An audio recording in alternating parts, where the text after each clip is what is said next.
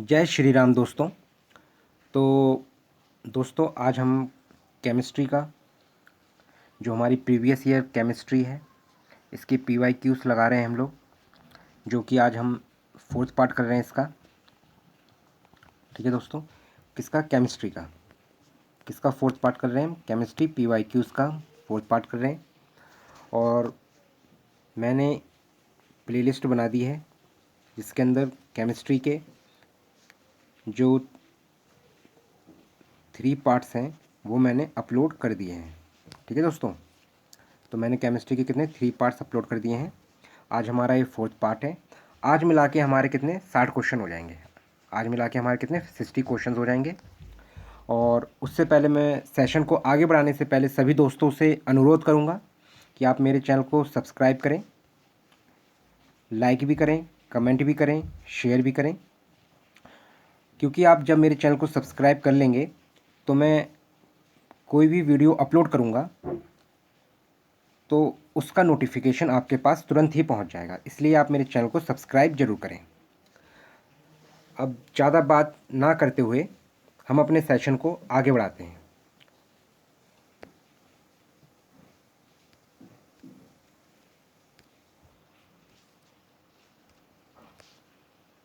तो दोस्तों पहला क्वेश्चन है कि according to law of constant proportion, किसकी बात कर रहे हैं हम? लॉ ऑफ कांस्टेंट प्रोपोर्शन के रिस्पेक्ट में बात कर रहे हैं। ठीक है दोस्तों, तो आपको पता है कि हमने law of conservation of mass पिछले टॉपिक में पढ़ा। लॉ ऑफ कांस्टेंट प्रोपोर्शन क्या कहता है और हमने क्या पढ़ा था? हम लोगों ने जो पिछला जो क्लास है उसके अंदर constant proportion law of conservation of mass के रिस्पेक्ट में बात करी। फिर इसके बाद के हम धीरे धीरे आगे बढ़ते जा रहे हैं। ठीक है ना दोस्तों, हमने और अपने पहले पार्ट में देखो क्लासिफिकेशन, जो क्लासिफिकेशन होता है, ठीक है ना दोस्तों, जो क्लासिफिकेशन ऑफ मैटर्स है, हमने होमोजीनियस मिक्सचर उसके बारे में भी पढ़ा, हमने हेट्रोजीनियस मिक्सचर के बारे में भी पढ़ा। प्लाज्मा जो स्टेट्स ऑफ मैटर होते हैं 5 टाइप्स के होते हैं, उसमें फोर्थ पार्ट जो हमने पढ़ा था वो प्लाज्मा पढ़ा था, है ना दोस्तों। तो आज क्या है, लॉ ऑफ कांस्टेंट प्रोपोर्शन की हम बात करेंगे। ये इसका जो आपका पिछला क्वेश्चन मैंने आपको बताया था उसमें आपको मैंने बताया था जो कांस्टेंट प्रोपोर्शन है, जो फिक्स रेशो होता है, कांस्टेंट प्रोपोर्शन है। तो ये किसने दिया था? ये दिया था आपको जोसेफ। किसने दिया था? ये दिया था जोसेफ एल प्रोस्ट ने। किसने दिया था? जोसेफ एल प्रोस्ट ने दिया था। कौन सा कंसेप्ट दिया था? ये दिया था लॉ ऑफ कांस्टेंट प्रोपोर्शन। ठीक है दोस्तों, अब इसमें से हमें ये देखना है कि कौन सा हमारा करेक्ट ऑप्शन है। ठीक है ना। अब जैसे कि atom of different elements in chemical matter have different mass and chemical properties. ठीक है। Atoms combine in ratio of small whole number to form compound in chemical matter. ये हमारा बी ऑप्शन है। सी ऑप्शन देखो क्या कह रहे हैं, in chemical matter element are always present in fix proportion of mass. ठीक है दोस्तों, atoms in chemical matter are individual particle that can not be formed और डिस्ट्रॉयड इन केमिकल रिएक्शन। तो आपको ये बताना है according to law of conservation of law of constant proportion के अकॉर्डिंग कौन सा कंसेप्ट हमारा सही है। तो मैंने आपको देखो एक चीज़ मैं आपको बताना चाहता हूँ कि जो कांस्टेंट प्रोपोर्शन की बात करिए, देखो आप इसको ऐसे समझिए जैसे कि वाटर है। एक मिनट, जैसे वाटर है, वाटर क्या होता है? H2O फॉर्मूला होता है हमारा। अब इसमें याद रखना जो लॉ ऑफ कांस्टेंट प्रोपोर्शन होता है, तो ये क्या है, किसके रिस्पेक्ट में बात होती है? ये होती है मास के रिस्पेक्ट में। क्या है? जो उसका वेट होता है, जो मास हो या फिर उसका वेट होता है उसके रिस्पेक्ट में बात होती है। जैसे वाटर है, वाटर का मास या वेट कितना? 1 ही होता है। और ये ऑक्सीजन होता है, ऑक्सीजन का एटॉमिक नंबर कितना होता है? तो ऑक्सीजन का एटॉमिक नंबर 8 होता है और उसका मास कितना होता है? 16। ठीक है। लेकिन अगर हम वाटर के रिस्पेक्ट में बात करें तो इसके एटम्स अभी इधर यहाँ पे कितने मॉलिक्यूल्स, इतने कितने एटम्स हैं? 2। तो 2:18 हो जाएगा और इसको हम डिवाइड करेंगे तो 1:8 हो जाएगा। क्या हो जाएगा? 1:8। तो याद रखना ये जो रेशो है 1:8 का, ये कांस्टेंट प्रोपोर्शन है और हमेशा क्या रहेगा? सेम रहेगा। क्या रहेगा? सेम रहेगा। तो इसका जो करेक्ट ऑप्शन है सी ऑप्शन। क्या है? In chemical matter element are always present in fix proportion. तो आप कहीं भी कोई भी इक्वेशन आप सॉल्व करेंगे तो जो H2O का जो फिक्स प्रोपोर्शन होगा वो कितना होगा, वो होगा 1:8। कितना होगा, 1:8 इसका प्रोपोर्शन होगा। ठीक है ना, समझ में आ गया होगा आपको। अब हम नेक्स्ट क्वेश्चन को समझेंगे दोस्तों। नेक्स्ट क्वेश्चन क्या कह रहा है, according to following rules given chemical substance always contain same element that are combined in a definite proportion. क्या है, डेफिनाइट प्रोपोर्शन की बात कर रहा है, फिक्स प्रोपोर्शन की बात कर रहा है ना। तो कौन सा लॉ है, ये है लॉ ऑफ कांस्टेंट रेशियो। कौन सा है, लॉ ऑफ कांस्टेंट रेशियो की बात कर रहा है, तो option A is correct one. ठीक है ना, definite proportion, fixed ratio, constant ratio, fixed ratio की बात करेगा ये किसने दिया है, ये जो डेफिनाइट प्रोपोर्शन की बात कर रहा है, कांस्टेंट रेशियो की बात कर रहे हैं, कौन करते हैं, ये बात करते हैं जो हमारे साइंटिस्ट हैं, उनका नाम है जोसेफ एल प्रोस्ट। कौन है, जोसेफ एल प्रोस्ट है, ये साइंटिस्ट है। ठीक है, तो इसका करेक्ट ऑप्शन इज ए। ठीक है दोस्तों, आगे समझ, अब नेक्स्ट क्वेश्चन पढ़ते हैं दोस्तों। इस क्वेश्चन में कहा है all samples of carbon dioxide contain carbon and oxygen in mass ratio of 3:8। ठीक है, तो फिक्स प्रोपोर्शन रेशियो की बात आ रही है। जब रेशियो की बात आ रही है तो क्या हो गया, फिक्स प्रोपोर्शन की बात आ रही है। किसकी आ रही है, फिक्स प्रोपोर्शन की बात आ रही है, फिक्स्ड रेशियो की बात आ रही है ना दोस्तों। क्या है, फिक्स्ड प्रोपोर्शन की बात आ रही है, फिक्स्ड रेशियो की बात आ रही है। तो इसका कौन सा ऑप्शन है, इसका ऑप्शन क्या है, constant proportion, that is B1 is correct option. ठीक है, अब देखो इसको कैसे प्रूफ करते हैं। अब जैसे कार्बन डाइऑक्साइड की बात हो रही है, तो कार्बन डाइऑक्साइड क्या होता है, CO2 होता है कि नहीं होता है। अब कार्बन आपको पता होना चाहिए, तो कार्बन का जो एटॉमिक नंबर होता है वो 6 होता है। कार्बन का एटॉमिक नंबर 6 होता है, लेकिन एटॉमिक मास कितना होता है इसका 12। तो हम इसको 12 लिखेंगे, क्योंकि जो फिक्स प्रोपोर्शन है वो किसके रिस्पेक्ट में बात करेंगे, जब भी हम क्या बोलते हैं कांस्टेंट प्रोपोर्शन फाइंड करेंगे, तो हम फाइंड करेंगे मास के रिस्पेक्ट में, या फिर उसका वेट, जो मास और वेट क्या सेम होता है। ठीक है दोस्तों, अब जैसे कि अभी ऑक्सीजन है, ऑक्सीजन का एटॉमिक नंबर 8 होता है, लेकिन इसका मास कितना होगा, तो इसका जो मास नंबर हो गया 16 होगा, तो इसका 2 से क्या मल्टीप्लाई हो जाएगा, क्योंकि 2 एटम्स हैं, तो कितना हो जाएगा, ये 32 हो जाएगा। क्या हो जाएगा, 32। ठीक है दोस्तों, अब इससे क्या है, आपको पता है जब रेशियो हम फाइंड करते हैं मैथ्स में, तो सिंपलेस्ट फॉर्म में लेके आते हैं। किसमें, सिंपलेस्ट फॉर्म में। जैसे हम इसे अगर 2 से कट करें दोनों को, ठीक है ना, तो या फिर आप इसको ऐसे भी 2 से कट करेंगे तो कितना आएगा 6, और ये कितना हो जाएगा 16। ठीक है, इसका भी अगर हाफ करेंगे आप, क्योंकि अभी क्या है कट हो रहा है, तो अगर आप 2 से ही कट करेंगे तो ये 3 टाइम जाएगा, और 2 से अगर आप इसे कट करेंगे तो 8। तो 3:8, देखो क्वेश्चन में भी हमसे 3:8 बोला है। तो जो मास होता है उसी का हम क्या है कांस्टेंट प्रोपोर्शन फाइंड करते हैं। इस वजह से जो कांस्टेंट प्रोपोर्शन होता है वो हमेशा फिक्स होता है, और ये कौन सा लॉ कहता है, ये लॉ हमारा कहता है कांस्टेंट प्रोपोर्शन लॉ। ठीक है, और किसने दिया था, ये दिया था जोसेफ एल प्रोस्ट ने दिया था। फिक्स प्रोपोर्शन की बात हो रही है, तो करेक्ट ऑप्शन इज हमारा B1। ठीक है दोस्तों, अब हम क्या है नेक्स्ट क्वेश्चन को समझेंगे दोस्तों।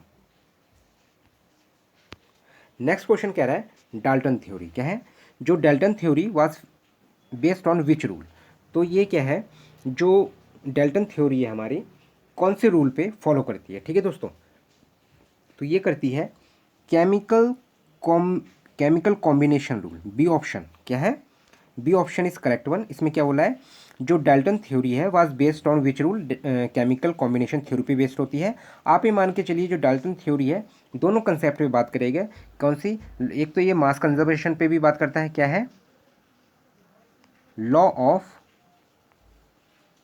Of mass conservation, law of mass conservation, और फिक्स प्रोपोर्शन, और क्या है, जो फिक्स्ड रेशो है, फिक्स्ड प्रोपोर्शन है, दोनों कंसेप्ट पे बात करती है। कौन सा, डाल्टन थ्योरी। ठीक है दोस्तों, अगर आपको मैं अच्छा पढ़ा रहा हूँ, आपको लग रहा है, और आप तुरंत ही नोटिफिकेशन चाहते हैं मेरे वीडियोस का, तो आप मेरे चैनल को सब्सक्राइब जरूर करें दोस्तों। क्या है, आप मेरे चैनल को सब्सक्राइब जरूर करें दोस्तों, आप मेरे चैनल को सब्सक्राइब जरूर करें।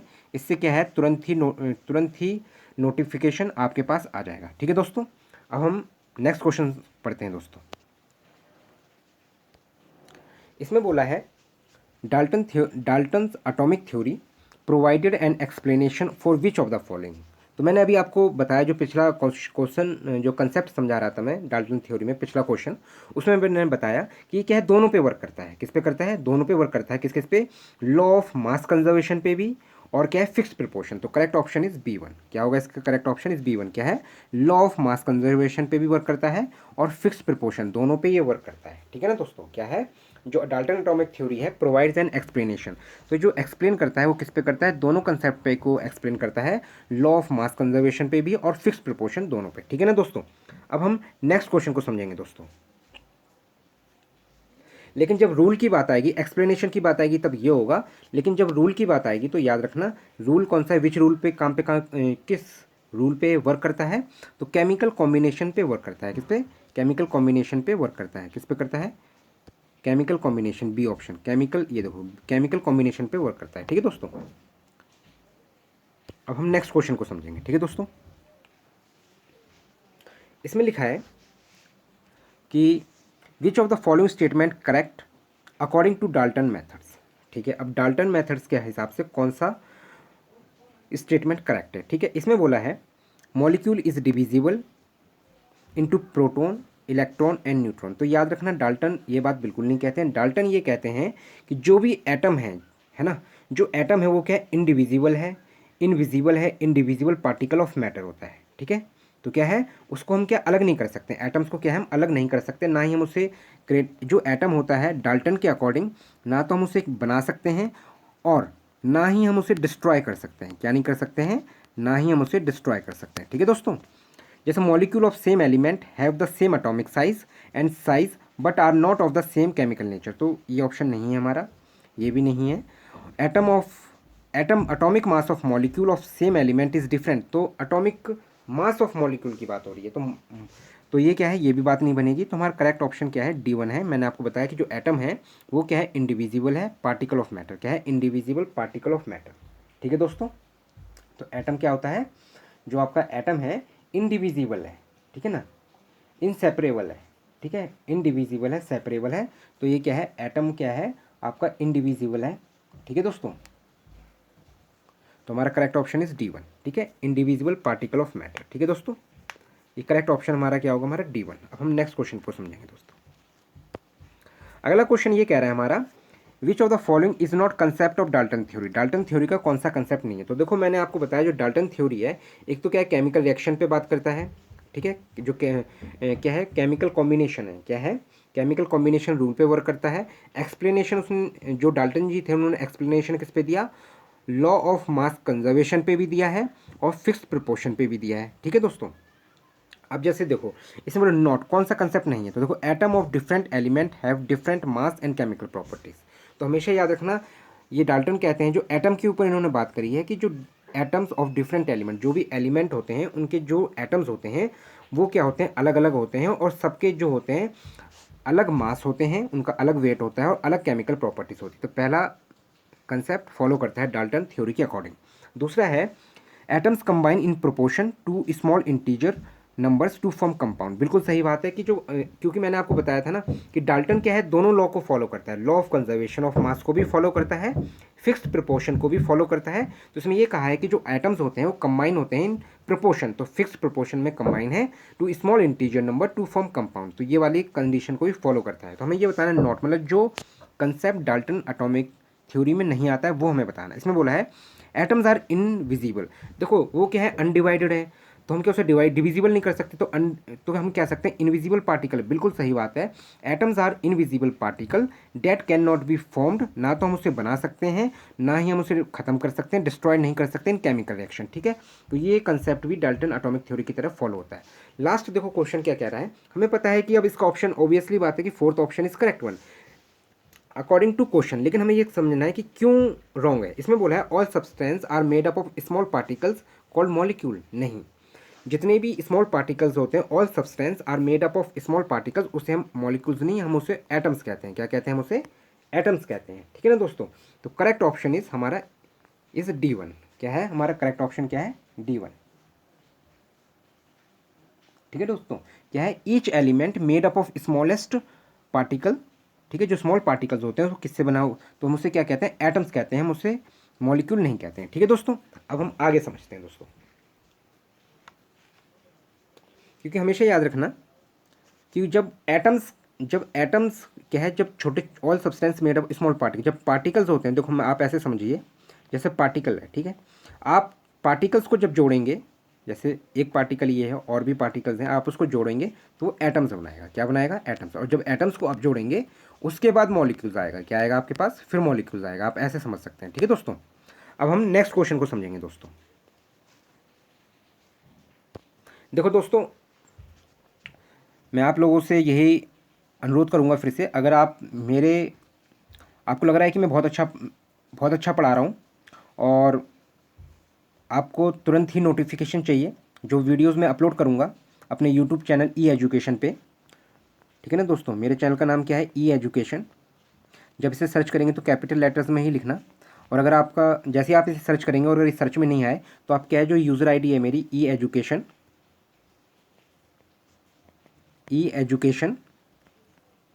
F3 के, इसको आप सर्च करेंगे तुरंत आ जाएगा। और मैंने क्या है, प्लेलिस्ट भी बना दी है, और वहाँ पे जाके आपको क्या है, जो पिछले वीडियोस मैंने अपलोड कर दिए हैं वो वहाँ पे आपको मिल जाएंगे। इसलिए और आपको अच्छा लग रहा है तो मैं आप सभी दोस्तों से अनुरोध करूँगा, आप मेरे चैनल को सब्सक्राइब जरूर करें, आप मेरे चैनल को सब्सक्राइब जरूर करें दोस्तों। ठीक है दोस्तों, अब इसमें देखो क्या बोला है कि told about the indivisibility of an atom. तो मैंने आपको बताया कि डाल्टन जी कहते हैं, कौन कहते हैं, Dalton. Correct option is a, और ये क्या है, फैक्ट क्वेश्चन है, क्या है, फैक्चुअल क्वेश्चन है। ठीक है दोस्तों, अब क्या है, हम नेक्स्ट क्वेश्चन को समझेंगे दोस्तों।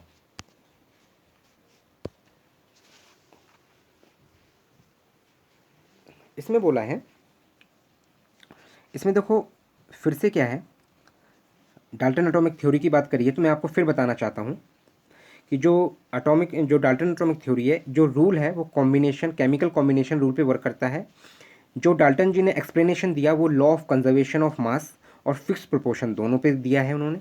इनका कहना है जो एटम्स होता है अनडिवाइडेड अनडिवाइडेबल, क्या उसे हम डिवाइड नहीं कर सकते, अनडिवाइडेड होता है या अनडिविजिबल होता है, ठीक है ना। और जब छोटे छोटे पार्टिकल्स मिलते हैं तो हम उसे क्या, एटम कहते हैं। ठीक है दोस्तों, अब जैसे इसमें कहा है तो atoms join in proportion to small whole number to form compound. ठीक है, आगे बढ़ते हैं तो कंपाउंड चलो आगे समझते हैं। वैसे कंपाउंड बन जाता है, लेकिन मेन बात क्या होती है इसमें, मेन बात ये होती है कि पहले जब एटम्स बनते हैं तो मॉलिक्यूल्स बनता है। ठीक है, atoms of different elements have different mass and chemical properties, ये भी सही बात है। ठीक है ना दोस्तों, all matter is made up by tiny particle call atom, ये भी देखो सही बात है कि जितने भी टाइनी पार्टिकल्स होते हैं, स्मॉल पार्टिकल्स, उसे हम एटम कहते हैं, डाल्टन थ्योरी कहती है। ये पोस्टुलेट है, बिल्कुल पोस्टुलेट है, जो प्रॉपर्टीज इन्होंने डाल्टन थ्योरी ने दी है वही लिखा हुआ है। एटम्स ऑफ डिफरेंट एलिमेंट, ठीक है ना, क्या है, atoms of different element have different mass and chemical properties. तो देखो ये बात भी सही है कि जो एटम्स होते हैं डिफरेंट एलिमेंट, जो डिफरेंट एलिमेंट होते हैं उसके जो एटम होते हैं वो क्या होते हैं, डिफरेंट, हैविंग डिफरेंट मास होता है और डिफरेंट केमिकल प्रॉपर्टीज होते हैं। ये भी एकदम सही बात है, ये प्रॉपर्टी भी फॉलो होती है कि नहीं होती है ना। Atom join in proportion to small whole number to form compound. ठीक है ना दोस्तों, तो यहाँ पे ये क्या है, जो ये हमारा ए ऑप्शन है, इसमें इसको समझिए आप। फिर इसके बाद क्या है, is result of mass conservation law. Mass conservation law का जो एक मिनट दोस्तों,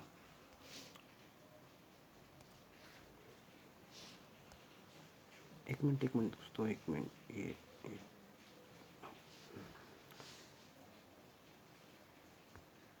ठीक है ना दोस्तों।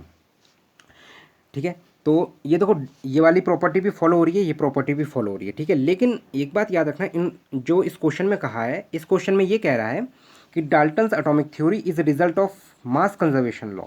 तो law, mass of conservation law है, उसके रिस्पेक्ट में क्या सही होगा, तो उसके रिस्पेक्ट में ये सही होगा, जब मास की बात आ रही है तो एटम की बात आएगी। एटम क्या है, इनविजिबल पार्टिकल, क्या है, atom are invisible particle that can not be produced और destroyed by any chemical reaction. तो correct option is fourth one, क्या है हमारा, correct option is fourth one. ठीक है दोस्तों, तो क्या है, केमिकल रिएक्शन के रिस्पेक्ट में बात करिए तो ये कहा है डाल्टन थ्योरी, एटॉमिक थ्योरी ने, जो डाल्टन एटॉमिक थ्योरी है ये कहती है कि जो रिजल्ट होगा law of mass conservation, law of mass of conservation का, वो ये होगा कि एटम्स आर इनविजिबल पार्टिकल। ठीक है ना, वो क्या है, जो एटम्स होते हैं वो दिखते नहीं हैं, इस वजह से आप ये भी कह सकते हो ना तो हम उसे बना सकते हैं और ना ही हम उसे डिस्ट्रॉय कर सकते हैं बाय एनी केमिकल रिएक्शन। ठीक है, तो करेक्ट ऑप्शन इज D1। ठीक है दोस्तों, अब हम नेक्स्ट क्वेश्चन को समझेंगे दोस्तों। Propose that each element has particular atomic mass. ठीक है, तो हमेशा याद रखना जब ये थ्योरी आएगा कि जो पार्टिकुलर एटॉमिक मास है सबका क्या है, अलग अलग मास होता है। ठीक है ना, जैसे नाइट्रोजन है तो नाइट्रोजन का एटॉमिक नंबर 7 होता है, एटॉमिक मास क्या होता है 14 हो गया। अब जैसे ऑक्सीजन का एटॉमिक नंबर कितना होता है 8 होता है, लेकिन ऑक्सीजन का एटॉमिक मास कितना हो जाएगा 16 हो जाएगा। कितना हो जाएगा 16 हो जाएगा। तो क्या कह सकते हैं, सबका अलग अलग है। तो ये कौन कहते हैं, ये डाल्टन जी कहते हैं। कौन कहते हैं, डाल्टन जी। ठीक है दोस्तों, अब हम नेक्स्ट क्वेश्चन को समझेंगे। इसमें बोला है which scientist provided basic theory about nature of matter. जब भी नेचर ऑफ मैटर की थ्योरी की बात हो, which scientist provide nature of matter, तो नेचर ऑफ मैटर किसने दिया है, जॉन डाल्टन ने। किसने दिया है, जॉन डाल्टन। ठीक है ना दोस्तों, तो नेचर ऑफ मैटर किसने दी है थ्योरी, जो नेचर ऑफ मैटर की थ्योरी है किसने दी है, ये जॉन डाल्टन ने दिया है। ये क्या है, फैक्ट क्वेश्चन है दोस्तों। क्या है, फैक्ट क्वेश्चन। ठीक है दोस्तों, अब हम नेक्स्ट क्वेश्चन को समझेंगे दोस्तों।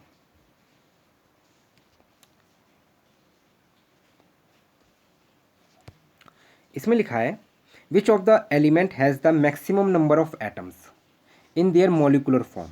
ठीक है दोस्तों, अब मैं मॉलिकुलर फॉर्म की बात है तो मैं आपको ये बताना चाहता हूँ कि दोस्तों जो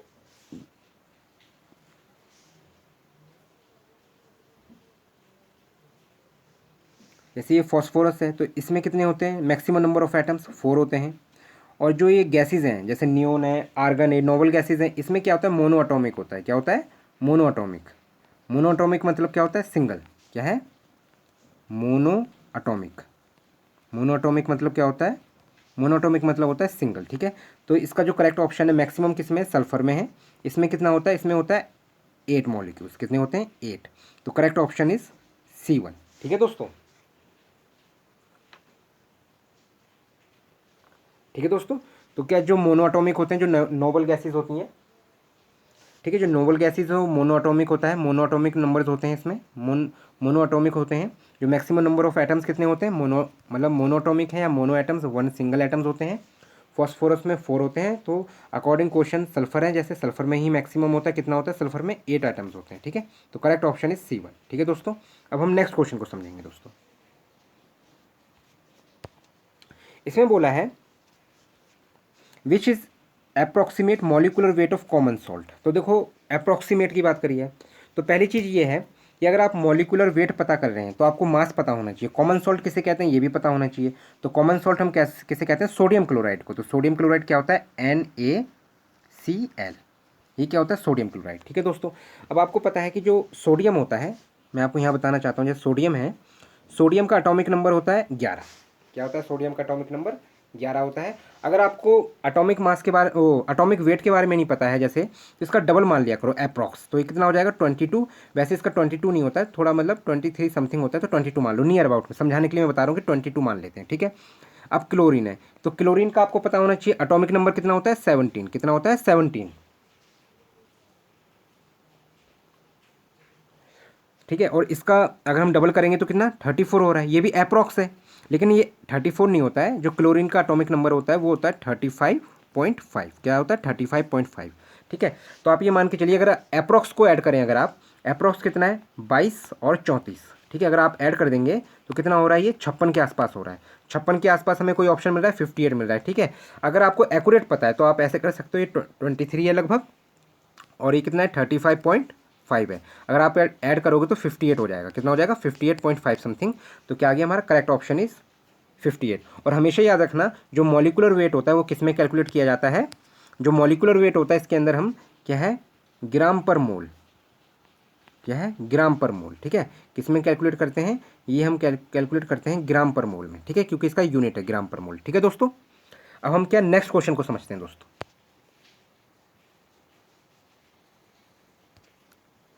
अब देखो इसमें कहा है इन अमोनिया। अब आपको क्या है, अमोनिया का भी फॉर्मूला पता होना चाहिए। जैसे अमोनिया का जो फॉर्मूला होता है वो होता है NH3।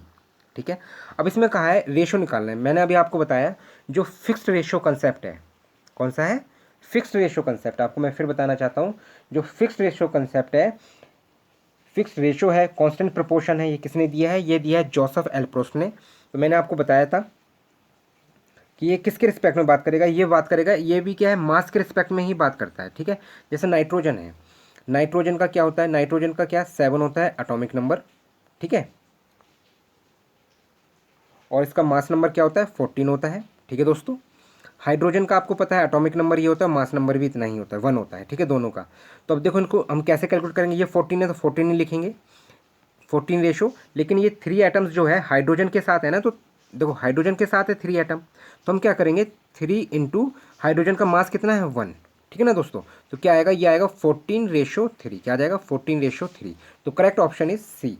तो करेक्ट ऑप्शन हमारा क्या होगा, करेक्ट ऑप्शन इज C1। ठीक है दोस्तों। अब हम क्या है नेक्स्ट क्वेश्चन को समझेंगे। मेरे हिसाब से आपको ये क्वेश्चन समझ में आ गया होगा। इसके लिए देखो दोस्तों मैं आपको एक चीज़ और बताना चाहता हूँ। आपको क्या है पीरियोडिक टेबल थोड़ा पता होना चाहिए। पीरियोडिक टेबल में क्या क्या है, जैसे कि पीरियड्स किसे कहते हैं, ग्रुप हम किसे कहते हैं, कि जो रोज़ होती हैं उसे हम क्या कहते हैं, मतलब ठीक है ना, ग्रुप कहते हैं या उसे हम पीरियड कहते हैं, ये सब आपको पता होना चाहिए। इसकी मैं एक दिन क्लास लूँगा जिसमें आपको मैं धीरे धीरे बताता चलूँगा। ठीक है ना। अभी मैंने लेकिन आपको ये बता दिया है कि आपको एटॉमिक नंबर और मास नंबर पता होना चाहिए, तभी क्या है ऐसे क्वेश्चन सॉल्व होते हैं। ठीक है दोस्तों। अब हम क्या है नेक्स्ट क्वेश्चन को समझेंगे दोस्तों। नेक्स्ट क्वेश्चन कह रहा है atoms chemically combine to become. ठीक है ना। अब मैंने अभी बताया था कि जैसे सबसे पहले आप मान के चलो छोटे छोटे पार्टिकल्स हैं या टाइनी पार्टिकल्स हैं।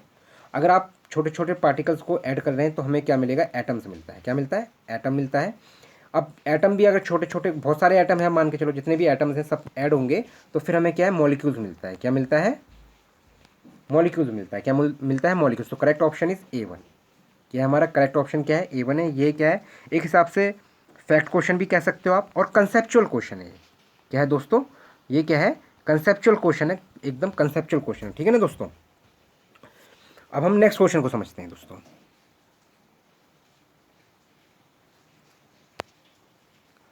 तो दोस्तों आज हमारे कितने क्वेश्चन हो गए, वो लास्ट क्वेश्चन था, तो आज हमारे पूरे 60 क्वेश्चन हो गए। कितने हो गए, 60 क्वेश्चन हो गए। केमिस्ट्री में कितने क्वेश्चन हो गए, 60 क्वेश्चन हो गए। 60 क्वेश्चन कर लिए हमने। प्रीवियस ईयर क्वेश्चन सीरीज, ये हमारी केमिस्ट्री की किसी की सीरीज चल रही है, ये हमारी केमिस्ट्री की प्रीवियस ईयर क्वेश्चन सीरीज चल रही है। और दोस्तों अगर आप अगर ये वीडियो देख के आपको लग रहा है कि मैं अच्छा पढ़ाया मैंने आपको, मेरे से आप पढ़ना चाहते हैं, तो आप मेरे चैनल को सब्सक्राइब जरूर करें। क्या है दोस्तों, आप मेरे चैनल को सब्सक्राइब जरूर करें। ठीक है ना दोस्तों, मेरे चैनल को आप सब्सक्राइब जरूर करें। इससे क्या होगा, जो वीडियो मैं अपलोड करूँगा उसका नोटिफिकेशन आपके पास तुरंत ही पहुँच जाएगा। ठीक है ना दोस्तों। तो ये हमारी जो केमिस्ट्री की आज ये 4th पार्ट है। क्या है, ये केमिस्ट्री का हमारा कौन सा पार्ट है, ये हमारा केमिस्ट्री का 4th पार्ट है। ठीक है ना दोस्तों। और आपको अगर अच्छा लग रहा है मैं पढ़ा रहा हूँ तो आप मेरे चैनल को सब्सक्राइब जरूर करें। आप मेरे चैनल को सब्सक्राइब करें, लाइक भी करें, शेयर भी करें, कमेंट भी करें। आप मेरे चैनल को सब्सक्राइब जरूर करें दोस्तों, क्योंकि इससे क्या होगा, आपको प्रॉफिट होगा। कोई भी नोटिफिकेशन मैं अपलोड करूँगा उसका नोटिफिकेशन आपके पास तुरंत ही पहुँच जाएगा। और अगर आप में से कोई अगर CTET की भी तैयारी करता हो, अगर आप में से कोई अगर CTET की भी प्रिपरेशन करना चाहता हो या टेट की प्रिपरेशन, तो उसके लिए भी मैंने क्या है CDP की जो PYQ सीरीज़ है वो मैंने स्टार्ट कर रखी है। और उसके क्या है मैंने 8 पार्ट अपलोड कर दिए हैं। कितने पार्ट, 8 पार्ट्स मैंने उसके अपलोड कर दिए हैं। और कल मैं उसमें 9th पार्ट अपलोड करूँगा। ठीक है ना दोस्तों। क्या है, कल मैं उसका 9th पार्ट अपलोड करूँगा। और देखो 9th पार्ट जब मैं अपलोड करूँगा तो आप ये मान के चलिए, आप सीक्वेंस में पढ़ते रहिए, आपकी CDP बहुत अच्छी हो जाएगी। आप ये मान के चलिए 30 में से 27 मार्क्स आराम से आ सकते हैं। लेकिन ये बात किसके लिए, जो टीचर्स की तैयारी कर रहा हो, जो मतलब CDP की तैयारी करना चाहता हो, जो शिक्षक भर्ती आ रही है उनकी तैयारी कर रहा हो, उन बच्चों के लिए है ये, उन दोस्तों के लिए है। और जो केमिस्ट्री पढ़ना चाहता है वो, चाहे आप CDP पढ़ना चाहते हो, चाहे केमिस्ट्री के जो इस वाले पार्ट को भी पढ़ना चाहते हो, और जो मैंने पिछले पार्ट्स अपलोड कर दिए हैं उनको भी पढ़ना चाहते हो, तो उसके लिए क्या है, आपको मेरे चैनल को सब्सक्राइब करना ही पड़ेगा। ठीक है, तो आप मेरे चैनल को सब्सक्राइब करिए, लाइक करिए, शेयर करिए, कमेंट करिए, सब्सक्राइब जरूर करें दोस्तों। और इसका आपको प्रॉफिट मिलेगा कि जो भी मैं वीडियो अपलोड करूँगा उसका नोटिफिकेशन आपके पास क्या है दोस्तों, तुरंत आपके पास आ जाएगा। ठीक है दोस्तों। तो मेरे हिसाब से आपको समझ में आ रहा होगा जो मैं पढ़ा रहा हूँ। और आप मेरे चैनल को सब्सक्राइब जरूर करें दोस्तों। ठीक है ना दोस्तों। धन्यवाद दोस्तों।